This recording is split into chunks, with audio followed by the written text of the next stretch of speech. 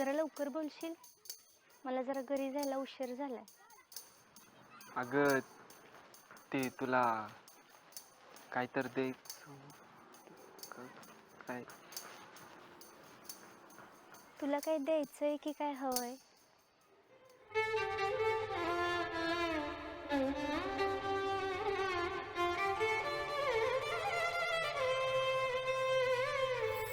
हा ती तुझी गणिताची वही पाहिली होती, मला माझं लिहायचं राहिलंय.